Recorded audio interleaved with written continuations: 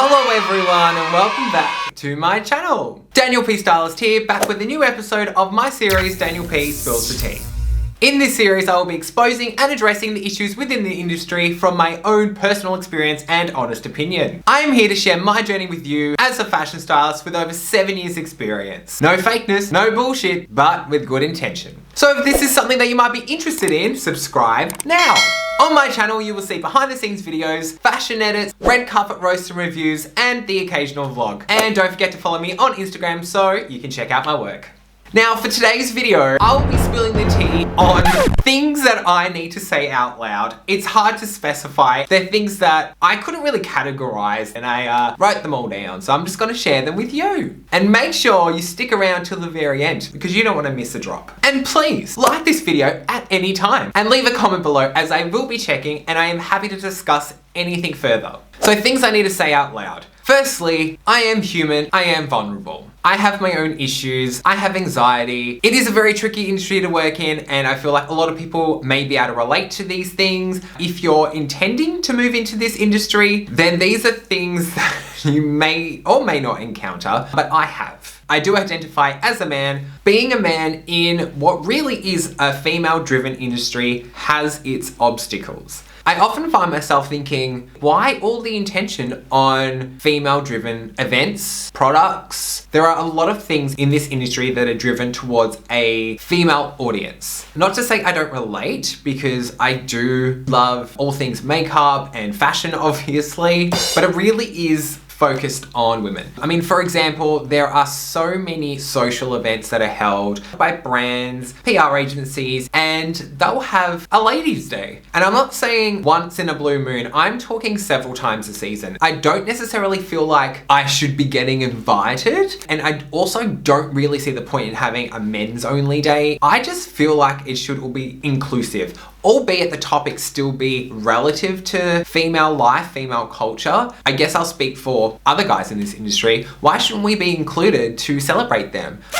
I love women. I love a lot of female related issues, topics, and I support them. I just don't understand the segregation. As a stylist in Melbourne, in Australia, I can't help but feel like I'm always secondary to female talent and other female creatives. It obviously shouldn't be one or the other, but it should be a little bit more balanced. Some other obstacles I face being a male stylist is that I can't wear female samples. I mean, I could, but I choose not to. And therefore, a lot of brands and PR agencies see an advantage in a female stylist working with their brand and obviously utilizing their samples when they can actually wear them themselves and help promote, whether it be on social media or at events. I can't really do that unless I have a client or a model. It makes it a lot harder for me. Even doing my fashion edits for YouTube, if I want to display a female collection, I need to ensure that I have a model. If it's someone that I don't have a good relationship with, I have to go through an agency and book a model and obviously pay for them, which is fine, but I can't just jump on social media and go, hey, check out this gorgeous dress that I just picked up from a showroom or got given to me or loaned to me, chuck it on, grab a selfie in the mirror and go, ta! Obviously, if someone's able to do this, then they're able to create content really easy for themselves and also have the opportunity for the brand or the client to share this on their social media, increasing their exposure.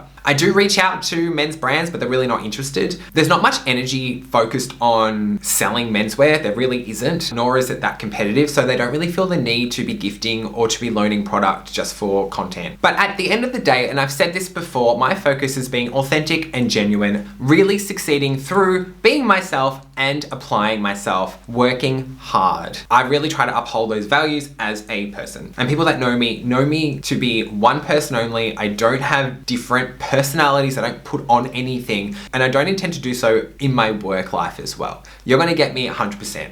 All I want is equal opportunity to be included, to be supported, either by my peers, my audience, the industry itself. I know I use the word validation a lot, and I don't really seek that out. I just want a spot on the shelf that my hard work is allowing me to now achieve my goals and move forward. Now, I've said this before, I don't have a huge presence on social media and my engagement is very low. I feel like a lot of the things that I put on there don't really get seen. However, it only takes a few things to happen for me to go, oh, wait a second, they are getting seen and they're getting copied. I have seen countless times very obvious displays of what I can only imagine is someone seen what myself or me and my team have done together, and then they've blatantly copied it for their own social content or for a client, down to the same model with the same hair and makeup. It becomes extremely disheartening and very frustrating, especially when you know that you did it maybe only as short as a few weeks back and it got very low engagement, even though you felt very strongly about the image. You then see it being put out there by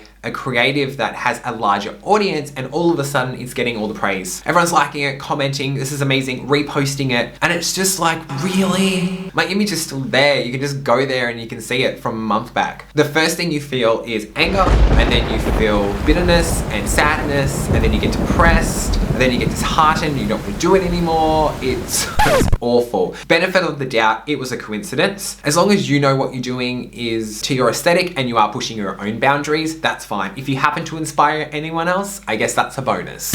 Even more recently, where it was literally a whole concept, including video footage, same designer, same kind of idea down to the wording. It crushed me because it was something that I'd just done that I was very proud of. I don't take it upon myself to decide, yeah, this is what's happened, but I then relay it to a few people that I can trust and that I know wouldn't bullshit me, and they would all be like, oh my God. No, you're not in your own head, and no, you're not being irrational. This is very much plagiarism, but it's creative. They weren't profiting off it, so what are you gonna do? It's out there now. All I know is that hundreds of thousands of more people have seen their work and not mine. And at the end of the day, that's reality. You just have to deal with it. Or you can block them as well. Out of sight, out of mind, right?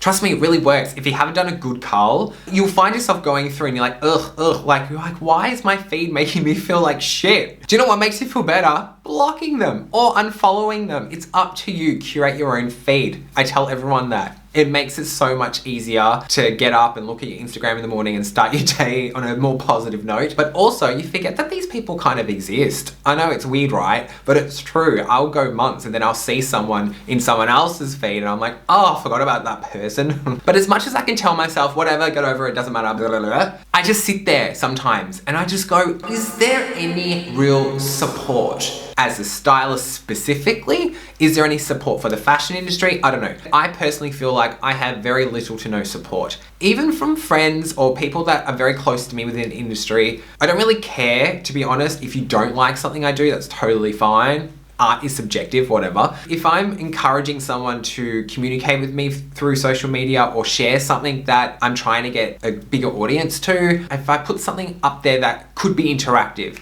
I remember launching my YouTube channel. I was very nervous, but I was very excited because it was a new platform for me and people would kind of be inclined, if not curious, to go, what is he doing on there? Only to have very little feedback. I really didn't see any engagement there really whatsoever. My subscribers at this time of filming, I'm still on 70.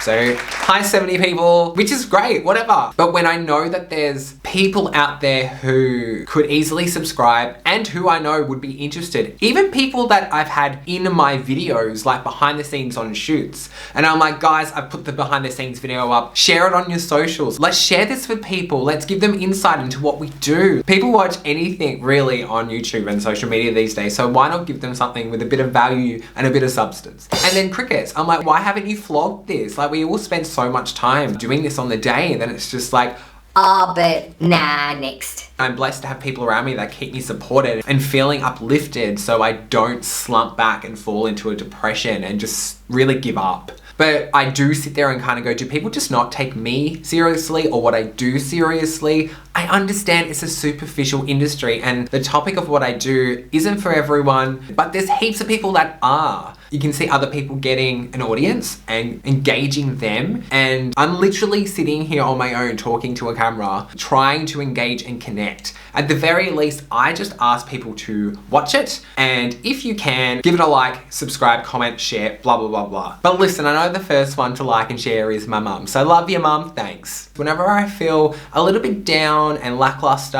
and it happens quite constantly, I just need to reconnect and find inspiration wherever it may be. And that's my advice to anyone that is struggling with similar thoughts, is just to sit down, breathe, give yourself a sec, and then reconnect. You need to stay inspired in this industry. It's very easy just to get put off completely. And I find myself, it's almost like writer's block, but visually, I can't see anything I like. I can't picture anything. I can't put anything together that I want to put out there. And you really need to try and allow yourself to refocus and to get those creative juices flowing. I also need to remind myself, why do I do this still? It's been 7 years and I'm still not where I want to be. Well, it's because it's all I want to do. I wake up thinking about it. I go to sleep thinking about it. I spend all day thinking about it. You get the gist. Sometimes I'll get asked by my mum. Firstly, she'll go, what have you got on this week? And if I say, shoot, first thing, is it paid?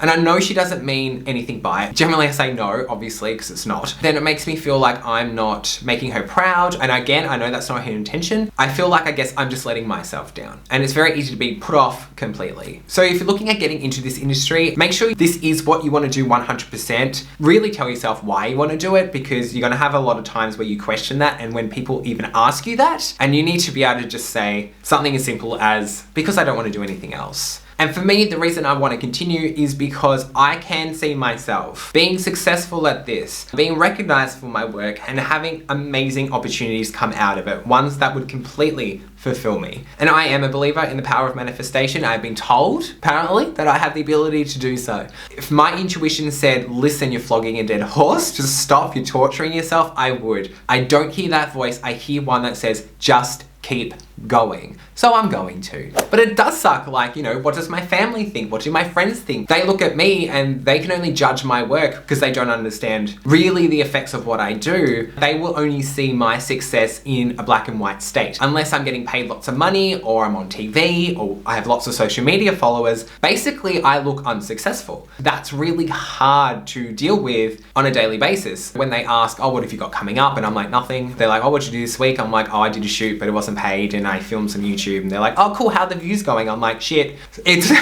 It does your head in, and it's really depressing. And it also like starts to make you resent what you're doing. I've had several moments where I'm just like, I hate what I do because it makes me feel so bad. And that's mainly because of the amount of time that goes into it. Creating content, keeping my relationships with brands and PR companies, all the editing I do, getting these videos ready to post, it takes a lot of time. And because of all the time I spend doing these things, I lose precious time to spend with my family and friends, with my fiance. That just makes me resent it more, because I'm like, wow, I have no success, no life, I'm tired of anxiety. What am I doing? Listen, at the end of the day, it's very easy to be discouraged and just give up. But would that make me resent it more? Probably. There are a lot of things that I could have done and I didn't really go there 100%, and I'm like, but what if I did? And this is something I never want to say that about. I want to ride this till the very end, when I am right where I need to be and I can look back and go, wow, I could have given up multiple times. Obviously make myself proud, my family and friends proud, and prove my manifestations right. I think the only thing that I haven't touched on is how I feel or put myself up against other stylists. And I think that's really interesting, because I respect anyone who does what we do, especially if they do it genuinely. I don't ever want to feel like I'm competing with someone that does what I do. I look at people that work and I'm like, good on you. And I know how hard you're working because you can see how much they're accomplishing. But when I do compare myself, say I'm really quiet with work, or if a client I used to work with is now working with another stylist, I can't help but just to go, oh my God, what did I do wrong? Is there something wrong with me? And there could be, I don't know. If there is, let me know.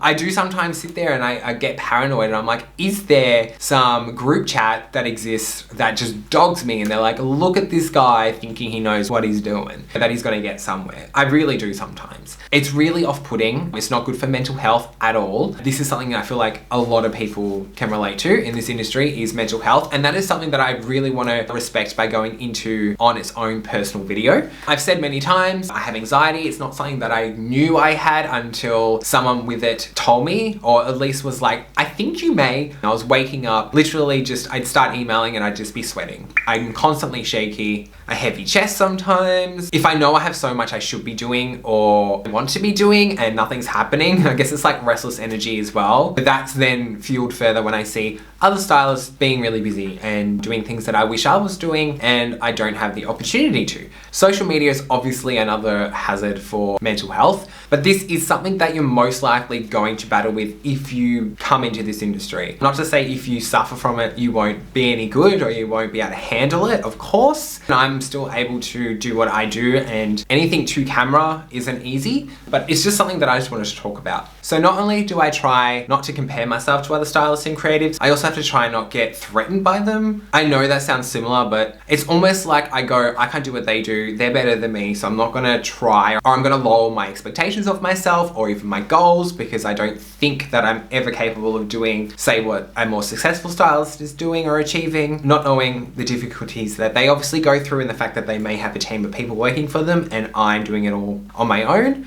But also new stylists are popping up all the time. If anyone needs a stylist, there's only a few of us that they can reach out to, so I have a bigger chance of getting employed. And then when new ones come, you're like, oh shit, the pond's getting even bigger now, and me, I'm like a tadpole-sized fish. I can't help but compare myself to them, get threatened by them, so therefore I need to snap myself out of it.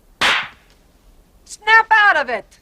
So I just tell myself they can't do what I do, and just to do me. Every stylist has their own aesthetic, idea of a final image, a final look, how they conduct themselves in the workplace. I know I have definitely improved on that because I look back now at my early 20s when I first started. They sound somewhat familiar, not as severe as some horror stories I hear about very young people getting into the industry, going on set, working with very experienced creatives who then I talk to. I cannot believe some of the things that they have the nerve to say the model or the client or to my friends. It is disgusting, and I know that I may have had a bit of an ego back when I started. I'm happy to say that. We all have to grow, and we mature, but I totally own that. That's on me. I know that I'm able to put all that aside and really listen and understand. I love working collaboratively, I really do, and I love working for a client. If you haven't watched the other episodes, I have a background in visual communication, which is graphic design, and basically that taught me how to deliver a message visually. It's like what I do now. I have been trained to receive a brief from a client. They say this is what we need to sell or communicate to an audience. I then supply all the garments, accessories, etc. to then dress the model and display that image correctly. So it is very obvious to the audience as to what they're supposed to be feeling or understanding. And that's a very good example of something that I know I can bring to the table. I'm not saying this to be conceited, but these are things that I need to tell myself. You know, I know that I have got skills and assets, my own unique creative signature that no one else has. I really hope the day comes back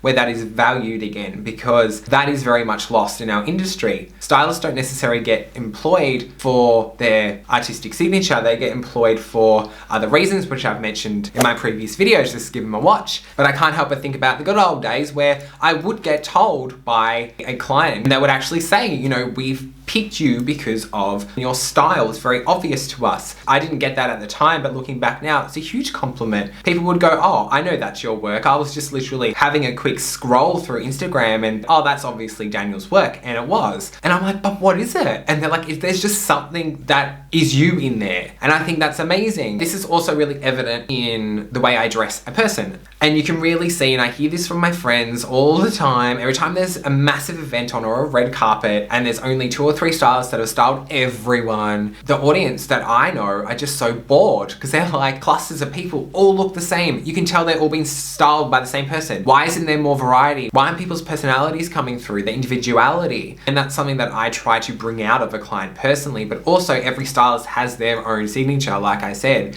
which would be apparent if more stylists were given more opportunities to dress people or to work with various clients. Therefore, the whole industry wouldn't just all look the one shade. There would be dynamics. If you do agree, let me know, comment below, whatever. But one thing I do know now is I am in control of my own destiny. I am not naive anymore, and I am of value. And I think that is something everyone should be able to say to themselves, especially if they've been doing what they love for an amount of time. We can all get really put off by the demons in our head, even by other people, lack of engagement, all the anxiety that's fueled around social media. If you're just able to push that all aside and just focus on you and stay positive, then listen, that's pretty much enough. Well, it's enough for me anyway.